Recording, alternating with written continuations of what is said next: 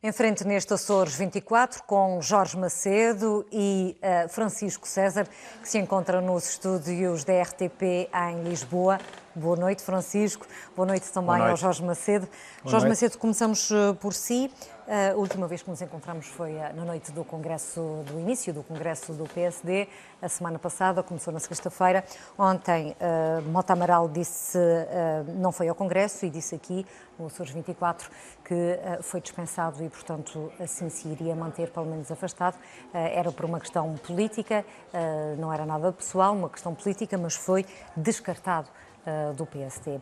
Que consequências é que isso trouxe, e se trouxe alguma consequência para o partido e para o Congresso? Olá, boa noite, Berta, boa noite, Francisco, em Lisboa. Boa noite Também aos espectadores que nos acompanham em casa. Eu estive lá no Congresso, nós estivemos no Congresso e as consequências das feridas abertas no processo de renovação que o PSD encetou sob a liderança de Duarte Freitas, desde o início da sua liderança, deixaram marcas. E nós podemos, desde já, identificar uma marca que marcou o início do Congresso. Se Duarte Freitas ganhou com mais de 70% ao seu adversário, exatamente, ao seu adversário nas diretas do PSD, era expectável que tivesse uma recepção efusiva, uma recepção calorosa. E a entrada de Duarte Freitas é talvez a entrada mais gelada que eu alguma vez vi em algum congresso do PSD. E, portanto, o congresso do PSD começou muito mal. E quando, Berta, me perguntas se o afastamento de Mota Amaral e todas as consequências têm consequência naquilo que eu acabei de dizer, são tudo coisas relacionadas, porque o Mota Amaral é o fundador do PSD, é o líder de referência do PSD, foi com o Mota Amaral que o PSD teve sempre vitórias e a renovação da lista para a Assembleia da República, que conduziu ao afastamento, pelo menos nas palavras de Mota Amaral, o afastamento da Assembleia da República e de ser candidato nessas listas, abriram feridas. O maior problema é que as feridas podem sarar mais depressa ou mais devagar. Eu acho que as feridas foram abertas e infectaram com as derrotas que aconteceram, quer nas nacionais, quer nas regionais. E, portanto, para sarar as feridas e para que o ambiente no PSD se torne mais caloroso, mais distendido e menos gelado, como aconteceu no início, na abertura do Congresso, naturalmente, com a vitória, é um excelente antibiótico e pode ajudar a sarar essa ferida. Só para fazer uma pequena referência, o Congresso não foi só o arranque. O arranque, de facto, começou muito mal. Duarte Freitas não conseguiu sequer galvanizar com o seu discurso de abertura os congressistas, nem conseguiu motivá-los, talvez um pouco também manietado pela recepção um pouco calorosa ou muito gelada que teve na entrada na sala, mas depois o Congresso foi em crescendo. E houve excelentes intervenções de militantes do PSD, esses sim viram os seus apelos à unidade aplaudidos, coisa que não tinha acontecido com Duarte Freitas. E, portanto, o encerramento, e para abreviar, o encerramento já é completamente diferente.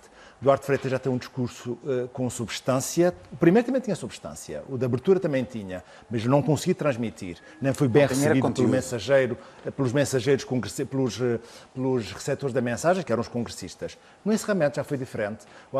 No encerramento que Duarte Freitas já conseguiu galvanizar, já conseguiu apresentar propostas boas para a governação dos Açores. Correu um risco que foi repetir as propostas da campanha eleitoral, mas ele também identificou que continuaria a repetir as propostas da campanha eleitoral porque essas propostas foram sufragadas por 30% dos eleitores que foram às urnas. Francisco César, a leitura para estas declarações de Mota Amaral ontem aqui no Açores 24? Foram declarações particularmente incisivas e Mota Amaral penso que teve algum cuidado no que disse. Eu tive cuidado de registrar algumas das afirmações que fez. Referiu, por exemplo, que sou um militante que paga cotas. Aliás, dos apenas 3 ou 4% que pagam cotas. Refere também que, quando tive altas responsabilidades no PSD, foi num tempo em que o PSD conseguia ter vitórias. Refere também, de uma forma particularmente incisiva, o seguinte: fui afastado, mantenho-me afastado. E refere, por último, que por uma questão de respeito comigo próprio, afirma Mota Amaral, não poderia estar no Congresso e que era necessário um passo da parte da liderança de Duarte Freitas por isso poder ser resolvido.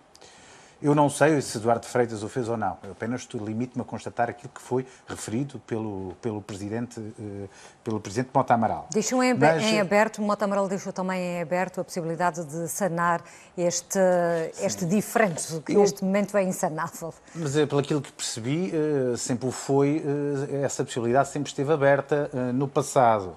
Aliás, isto diz muito do problema que o Congresso do PSD teve no último fim de semana. É que há feridas que não foram saradas e nem este Congresso permitiu que elas tivessem um pouco de cicatrização. Porque o Presidente Mota Amaral disse o que disse, não é?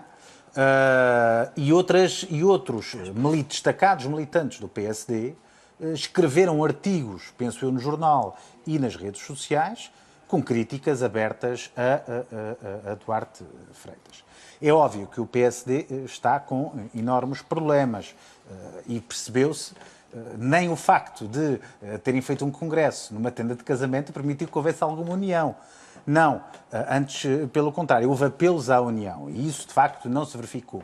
Mas pior do que não haver esta união, o Jorge Macedo acabou por referir isto, foi não terem surgido propostas novas. Pior ainda, às vezes é necessário, um partido tem que fazer oposição, quando nós fazermos oposição, fizemos crítica e depois temos a tendência e queremos fazer um conjunto de propostas. Mas elas têm que estar minimamente adequadas.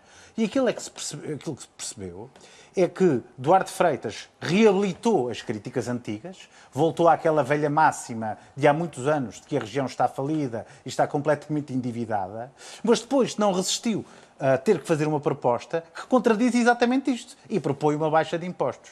Portanto, eu não vejo que este Congresso tenha tido grande sucesso, como aliás se verifica com o tipo de críticas que verificamos. Para terminar, obviamente eu sou do Partido Socialista e quem fala de fora acaba por meter-se na casa do vizinho, às vezes não é boa ideia.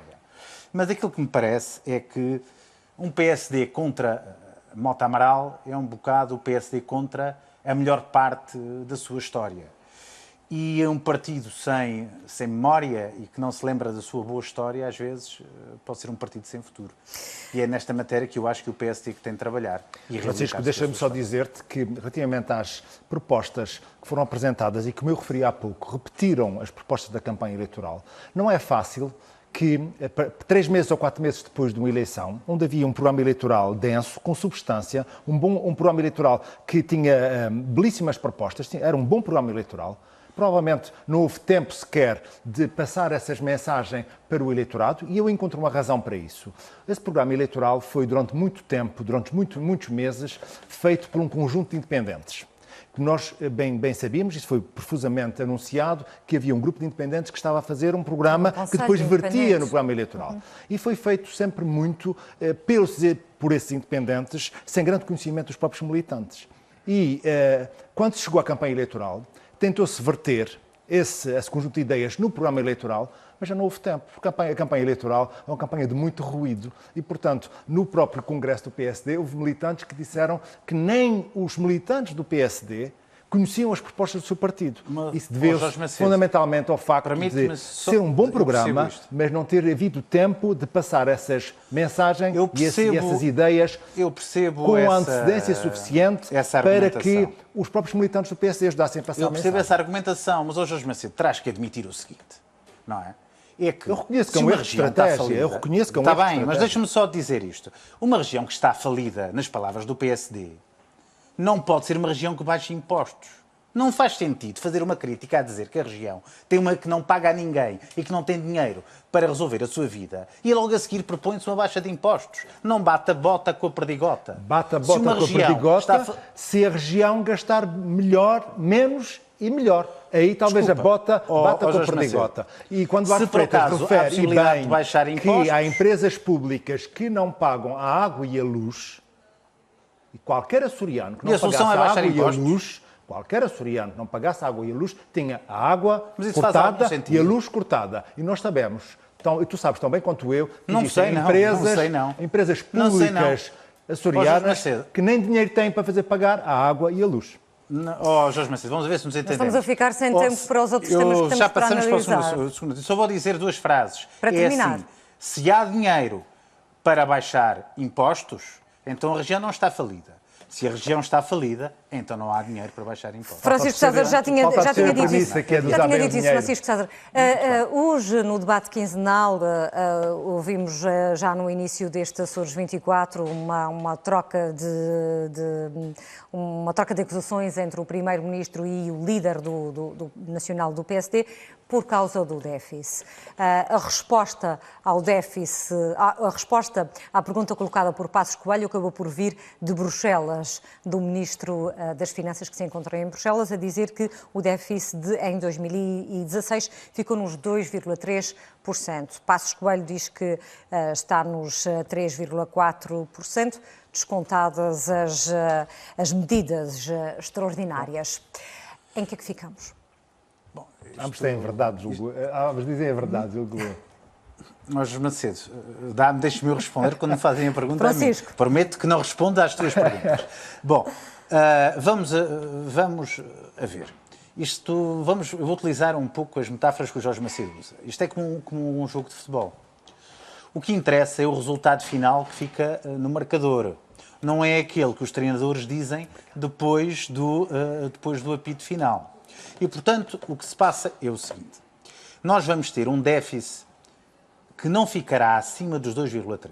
Quer dizer que pode ser 2,3, pode ser mais baixo do que isso. E será o déficit mais baixo da democracia portuguesa. Eu repito, o déficit mais baixo da democracia portuguesa. Nunca na história mais recente portuguesa foi tão baixo.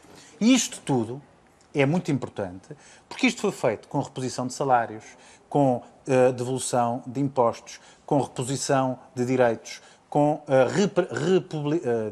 renacionalização em parte de algumas empresas públicas. E isso foi feito quando a direita dizia que vinha aí o diabo, que o país poderia falir e que a nossa credibilidade iria à vida. E aquilo que se prova com isso é que havia outro caminho, que há outro caminho. E que o caminho que foi seguido consegue conciliar a reposição de direitos, o crescimento económico, ainda é ténue, é certo, mas o bem-estar e a justiça social com rigor nas contas públicas. A crítica da direita será inevitável e sabemos como é que ela funcionará. Irá dizer, bom, em primeiro lugar, esse déficit deveu-se a medidas extraordinárias, de receita extraordinária. Esquecendo-se que, por acaso, este mesmo déficit teve medidas de despesa extraordinária por causa de matérias que Passos Coelho fez que afetaram a despesa deste mesmo Orçamento de Estado em 2015. De 2015 para 2016. Também dirão que, bom, o que interessa não é o déficit, é o crescimento económico. Que não é o crescimento, que não é só o déficit, é também a diminuição da dívida pública. Bom, o facto é que o déficit, que era a grande preocupação do passado, nunca foi tão baixo. O facto é que a dívida pública, a dívida líquida do país, diminuiu. A dívida bruta ainda não, mas a líquida já diminuiu.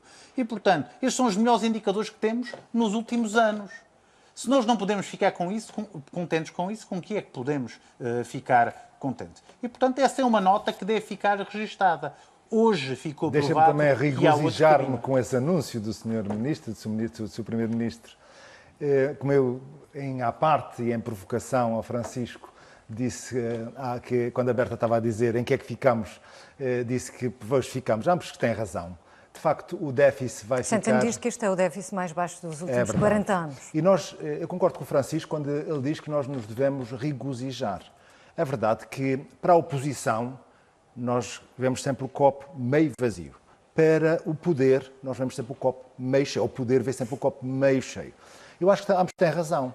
De facto, é o déficit mais baixo da história da democracia portuguesa e é também um déficit que só é atingível pelo facto de ter havido medidas extraordinárias. Medidas extraordinárias essas que, se não acontecessem, significariam qualquer coisa como um déficit de 3,4%. É também um déficit bom, Francisco, e nós devemos estar satisfeitos que isso de fato aconteça. Agora, tenhamos um cuidado. Lembra-te só que há despesa extraordinária. É que há receita e há despesa extraordinária. Grátis. Não há almoços grátis. E quando nós estamos a tomar um conjunto de medidas com as quais nós todos ficamos satisfeitos, que é a reposição dos salários depressa. Não tão depressa como o Partido Socialista estava a propor, quase tão depressa como o PSD prometia.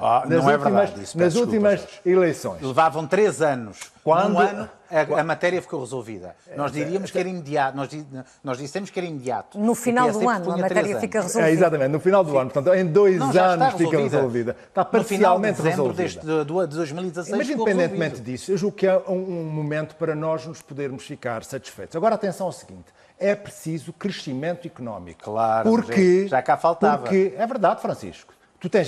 Tu és dessa área e sabes perfeitamente que uma economia eu sei, mas até a semana passada a preocupação era o déficit. Se agora houver crescimento económico. Porque depois todas essas medidas são todas muito simpáticas. Repõe-se os salários, aumenta-se o salário mínimo, reduz-se os impostos, ou pelo menos retira-se a sobretaxa do IRS. São tudo medidas ótimas. Mas alguém tem que pagar isso.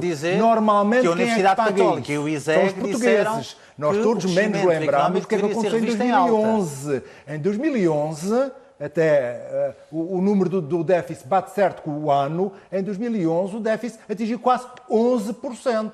Portanto, estamos a falar de medidas que são todas muito agradáveis. O José Sócrates deu tudo a todos e, portanto, toda a gente estava muito satisfeita. Até ganhou eleições. Mas para logo a seguir entrou a Troika a dizer que isso era, por assim não podia continuar. Mas esses dados também são reveladores de que o país está no bom caminho.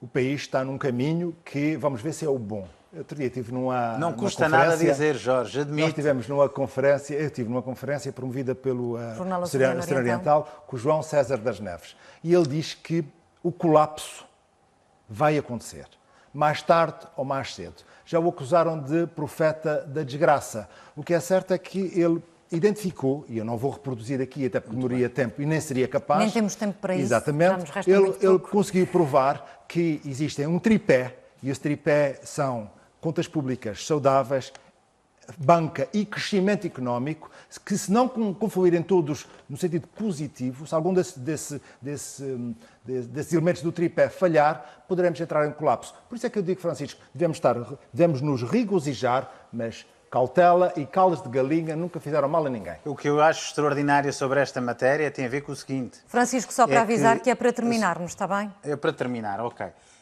Eu estive no Parlamento na semana que passou, não nesta, na anterior, e eu tive o cuidado de lembrar ao PSD que João César das Neves referiu, aliás foi manchete do Oceano Oriental, que as contas dos Açores, da região autónoma dos Açores, eram as mais bem geridas do país e eram umas contas que deviam ser exemplo para o país. Por contraponto com a Madeira e com o continente. Não significa que as nossas sejam muito bem geridas. Não. As da Madeira e do continente é que foram pessimamente geridas. Não. Também disse que era um exemplo para o país. Curiosamente, o que o PSD disse na altura foi: não acreditamos em nada do que diz este senhor. Bom, é caso para dizer em que é que ficamos. Talvez a verdade esteja... no meio, Francisco, para concluir. Fique lá no meio. Portanto, sobre esta matéria, o que interessa aqui dizer é o seguinte: as previsões todas ao nível da OCDE e das principais universidades portuguesas... Para concluir, Francisco. Vou já terminar, foram todas de revisão do crescimento para cima. E depois, essas medidas todas de reposição já tiveram um resultado. Foram as contas públicas com um déficit de 2,13, o mais baixo da democracia, e a melhoria das condições de vida. Francisco César, a partir de Lisboa, Jorge Macedo, aqui comigo em estúdio, muito obrigada por terem vindo ao Açores 24. Boa noite.